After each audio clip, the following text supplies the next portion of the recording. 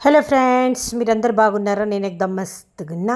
ఈవేళ మనం స్టార్ కాకరకాయ విత్ హీమా పులుసు ఎలాగ పెట్టాలో చూద్దాము. ఈ కాకరకాయ నార్మల్ కాకరకాయ అంత చేదుగా ఉండవు.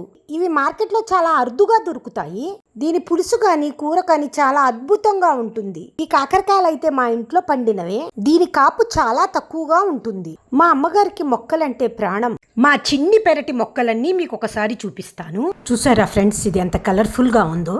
ముందుగా మటన్ ఖీమాలో కారం, అల్లం వెల్లుల్లి పేస్ట్, ఉప్పు కలుపుకొని పక్కన పెట్టుకోండి. ప్యాన్ తీసుకుని 2 టమాటాలు, 1 ఉల్లిపాయ, 4 ఎండుమిర్చి, 1 స్పూన్ జీలకర్ర, 2 ఎల్లుల్లి రెబ్బలు, చిన్న ముక్క అల్లం, 1 స్పూన్ వేరుశనగ గుళ్ళు, 1/2 స్పూన్ నువ్వులు, కొద్దిగా చింతపండు, తగినంత ఉప్పు. వీటన్నిటినీ నూనె లేకుండా 5 నిమిషాలు ఉడికించుకోండి. చల్లారిన తర్వాత మిక్సీ పట్టండి. ఒక ప్యాన్ తీసుకొని దానిలో కాకరకాయలు, చింతపండు వేసి 5 నిమిషాలు ఉడికించుకోండి.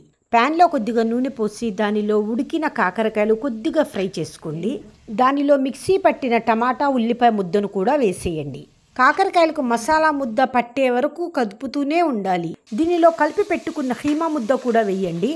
దీనిలో 1.5 గ్లాసు నీళ్లు పోసి 1/2 గంట ఉడకనివ్వండి. ఇప్పుడు దీనికి పోపు పెట్టండి. మజాగా తినండి. ఈ పులుసు అన్నంలో చాలా బాగుంటుంది. చపాతీల్లో కూడా తినవచ్చు. ఫ్రెండ్స్, మా వీడియోస్ మీకు నచ్చినట్లయితే, ఇంకా చూడాలి అని ఆసక్తిగా ఉంటే please like, share and subscribe to cute baby Klin Kaara.